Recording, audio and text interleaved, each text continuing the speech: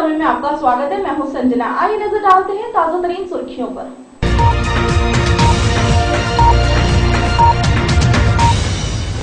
CBI Vyapam घोटाले की जांच पूर्व सिस्टम एनालिस्ट नितिन महेंद्रा की हार्ड डिस्क से शुरू की जाएगी। डाटा दोबारा रिट्रीव करने के लिए हार्ड डिस्क से CFSL भेजी जाएगी। सीबीआई व्यापम घोटाले की जांच पूर्व सिस्टम एनालिसिस नितिन महेंद्रा की हार्ड डिस्क से शुरू करेगी।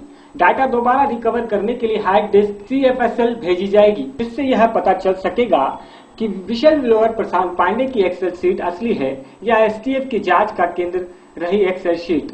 यह कहना है सीबीआई सूत्रों का, जिन्हें व्यापम घोटाले की जांच का जिम्मा दिल्ली यूनिट को मिलने की उम्मीद है। सीबीआई सूत्रों के मुताबिक व्यापम घोटाले की जांच का मुख्य आधार महेंद्रा की एक्सेल शीट है। STF अब महेंद्रा के कंप्यूटर और लैपटॉप से 4 हार्ड डिस्क बरामद कर चुकी है। इसका डिजिटल डाटा गुजरात के अहमदाबाद फॉरेंसिक लैब में रिकवरी करवाया गया था। इसी से मिली एक्सेल शीट के आधार पर जांच शुरू की गई है, लेकिन इस एक्सेल शीट पर प्रशांत पांडे के साथ ही कांग्रेस महासचिव दिग्विजय सिंह और केंद्रीय मंत्री उमा भारती ने सवाल खड़े करते हुए गलत बताया था। अब दोबारा डाटा रिकवर होने से सच सामने आ जाएगा। STF की जांच शुरू होने के बाद से अब तक करीब 1500 शिकायतें मिल चुकी हैं। इनमें से अधिकांश गुमनाम हैं, लेकिन मय सूत्रों के साथ भेजी गई हैं। STF सूत्रों के मुताबिक मिली शिकायतों में से अब भी करीब 1000 शिकायतें जांच के लिए लंबित हैं। इनमें से करीब 200 शिकायतों में जांच के आधार पर FIR दर्ज होना लगभग तय है। STF सूत्रों का कहना है कि अब तक की जांच में कई लाख पन्नों के दस्तावेज जमा हो चुके हैं। इन्हें सीबीआई को देने और पूरा मामला समझने में करीब 2 से 3 महीने का वक्त लग सकता है। सीबीआई के सामने सबसे बड़ी चुनौती बल की रहेगी। सीबीआई के पास सबसे पहले ही काम बहुत ज्यादा है, लेकिन मेन पावर बहुत कम है। अब तक STF करीब 2000 आरोपियों को गिरफ्तार कर चुकी है, जबकि 500 से अधिक आरोपियों की अभी गिरफ्तारी की जानी है। इसके अलावा करीब 1000 लोग अभी जांच के घेरे में हैं। इतनी बड़ी संख्या में आरोपियों से पूछताछ और कार्रवाई के लिए सीबीआई को बड़ी संख्या में बल की जरूरत होगी। फिलहाल STF और SIT मिलकर करीब 500 का स्टाफ व्यापम घोटाले की जांच कर रहा था, जबकि सीबीआई की किसी भी यूनिट के पास मौजूदा स्थिति में इतनी बड़ी संख्या में बल मौजूद नहीं है। इस बात की पूरी संभावना है कि सीबीआई अपनी अन्य यूनिट के अफसरों के साथ ही राज्य या केंद्र सरकार का बल मामले की जांच के लिए लेगी। इसके अलावा सीबीआई को इस मामले की जांच दोबारा नए सिरे से शुरू करनी होगी। व्यापम घोटाले की जांच को अपने लिए अग्नि परीक्षा करार देते हुए मध्य प्रदेश के मुख्यमंत्री शिवराज सिंह चौहान ने कहा कि वह अपने आग्रह को स्वीकार करने और सीबीआई जांच का आदेश देने के लिए उच्चतम न्यायालय के आभारी हैं। व्यापम घोटाले की जांच को अपने लिए अग्नि परीक्षा करार देते हुए मध्य प्रदेश के मुख्यमंत्री शिवराज सिंह चौहान ने कहा है कि अपने आग्रह को स्वीकार करने और सीबीआई को आदेश देने के लिए उच्च न्यायालय के आभारी हैं। साथ ही चौहान ने एजेंसी से जल्द जांच का कार्य शुरू करने और सच्चाई सामने लाने का भी आग्रह किया है। राज्य में व्यावसायिक भर्ती परीक्षा घोटाले से कथित तौर पर जुड़े काफी संख्या में लोगों की मौत होने और सीबीआई जांच पर सहमत होने में देर करने पर कांग्रेस के लगातार हमलों का सामना कर रहे शिवराज सिंह चौहान ने कहा है कि वह चाहते हैं कि परीक्षा प्रणाली तय हो जाए। चौहान ने कहा है कि अगर ऐसा नहीं होता तो घोटाले की जांच नहीं की जाती। मध्य प्रदेश में मुख्यमंत्री ने संवाददाताओं से कहा, मैं आभारी हूं जो कुछ मैंने उच्च न्यायालय के आदेश में सुना। में कहा गया है कि राज्य सरकार की ओर से अटॉर्नी जनरल की ओर से उठाए गए कदम की सराहना करते हैं और आग्रह सीबीआई जांच स्वीकार करते हैं। मैं शीर्ष अदालत का आभारी हूँ। मैं माननीय सुप्रीम कोर्ट का हृदय से आभार व्यक्त करता हूं। हमने परसों ही माननीय हाईकोर्ट को एक पिटीशन भेजकर ये प्रार्थना की थी कि उनकी मॉनिटरिंग में यद्यपि STF ने बहुत अच्छी जांच की है, लेकिन कुछ सवाल खड़े हुए और विशेषकर प्रतिपक्षी राजनीतिक दल कांग्रेस ने हम पर कई तरह के आरोप लगाए, घटिया तरह के आरोप लगाए, कमर के नीचे वार किया और संदेह का ऐसा वातावरण निर्मित किया कि जैसे मध्य प्रदेश जैसे हत्याओं का प्रदेश बन गया। जिस ढंग के घटिया आरोप मुझ पर लगाए गए, मैं व्यथित था, मैं बेचैन था। और मैं ये चाहता था कि न केवल व्यापम के मामले में ये न्याय के हित में होगा कि अब ये जांच सीबीआई करे, बल्कि जिस तरह के सवाल हम पर खड़े किए गए हैं उनकी सफाई के लिए भी ये जरूरी था कि ये जांच सीबीआई करे। अभी मैंने जो माननीय सर्वोच्च न्यायालय का फैसला है उसके बारे में जानकारी प्राप्त की है और उन्होंने जो कहा है, we appreciate the stand taken by attorney general on behalf of government of Madhya Pradesh and accept the request of government and direct CBI take over all cases. हमने जो प्रार्थना की उन्होंने एप्रिशिएट भी किया और उन्होंने स्वीकार भी किया। अब ये सारी जांच सीबीआई करेगी। मेरा आग्रह है सीबीआई से भी कि जल्दी से जल्दी ये जांच प्रारंभ हो ताकि सारा सच पूरे देश के सामने आ सके, जनता के सामने आ सके। राज्यपाल रामनरेश यादव ने रमजान के मुबारक मौके पर राजभवन में रोजा अफ्तार का आयोजन किया। राज्यपाल रामनरेश यादव ने इस मौके पर मुस्लिम भाइयों को रमजान की मुबारकबाद दी। मध्य प्रदेश के राज्यपाल रामनरेश यादव ने रमजान के मुबारक मौके पर राजभवन में रोजा अफ्तार का आयोजन किया। राज्यपाल यादव ने इस मौके पर मुस्लिम भाइयों को रमजान की मुबारकबाद भी दी।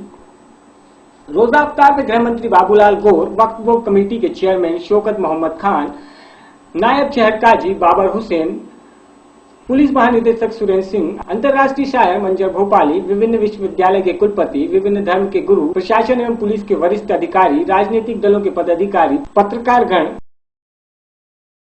व्यापम घोटाले की जांच सीबीआई को सौंपने के बाद एनएसयूआई ने शुक्रवार को राजधानी के कॉलेजों में कक्षाओं का बहिष्कार किया।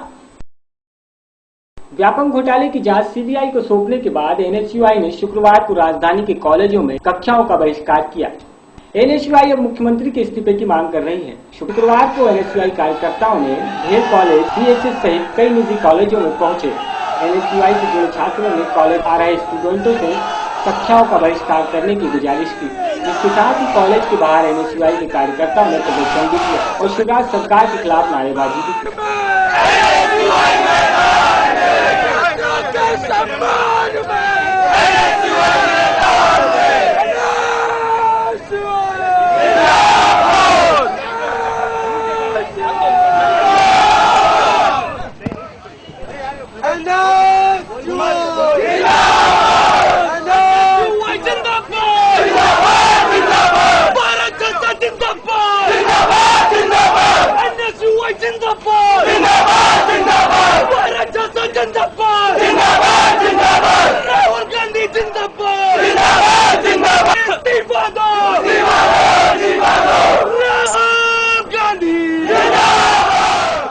भोपाल पुलिस को मिसरोद, शाहपुरा और बाक्समनी थाना अंतर्गत वाहन चोर गिरोह की एक बड़ी सफलता हाथ लगी है। तीनों थानों को मिलाकर लगभग 40 गाड़ियां बरामद की गई हैं।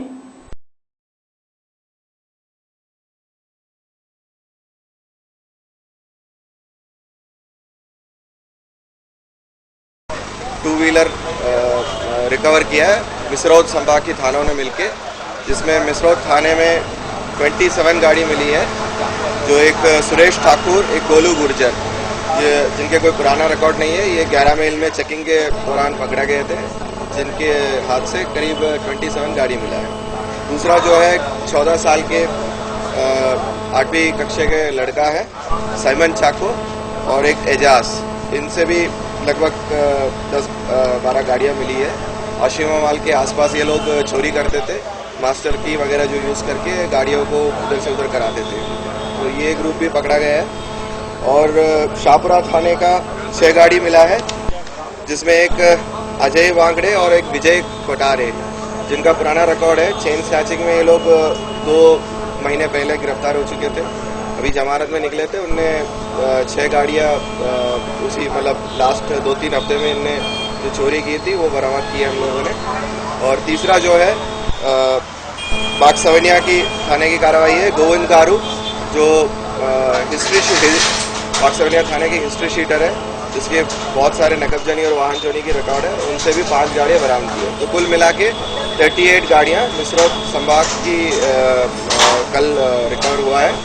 जो अभी साउथ भोपाल साउथ में नया डीआईजी साहब के आदेश के अनुसार जो वाहन चेकिंग चल रहा है, जो 3 बजे से लेकर रात को 9 बजे तक, तो उसकी सफलता आप लोग देख रहे हैं।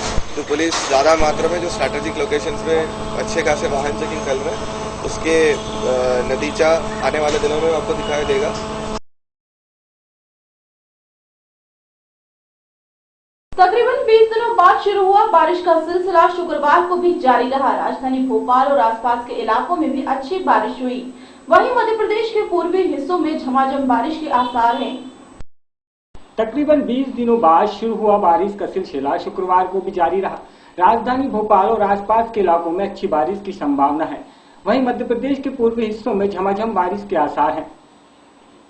मौसम विभाग के अनुसार बंगाल की खाड़ी में बना सिस्टम और मजबूत हो रहा है। इससे आने वाले दिनों में प्रदेश में अच्छी बरसात की संभावना है।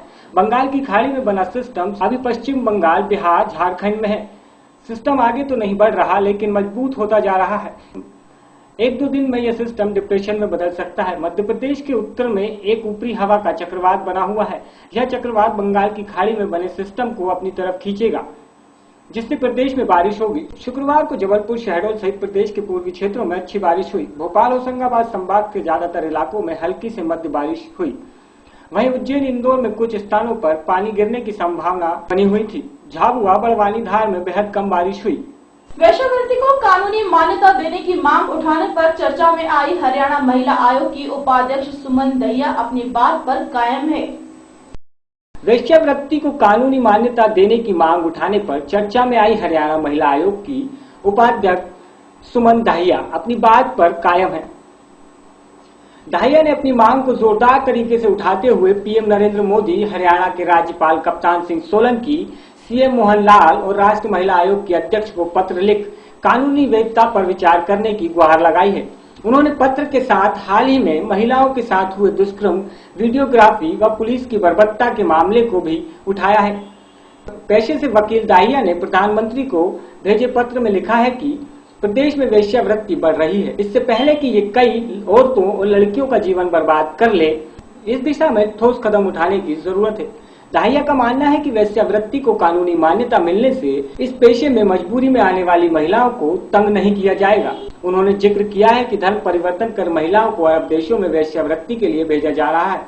ऐसे भयानक हालात से बचने के लिए सरकार वेश्यावृत्ति को कानूनी मान्यता देने पर विचार करे।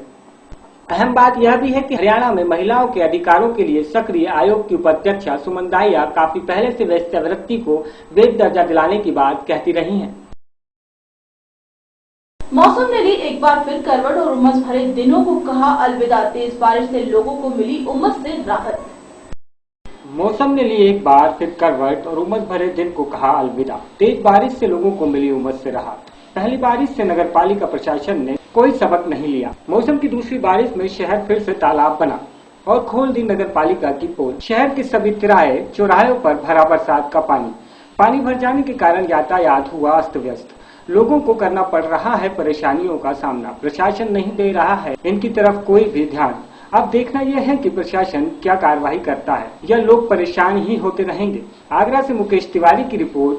खबरों में फिलहाल इतना ही। और भी खबरें जानने के लिए आप हमें लॉग इन भी कर सकते हैं www.swatantrasamay.com पर। तब तक के लिए मुझे दीजिए इजाजत। नमस्कार।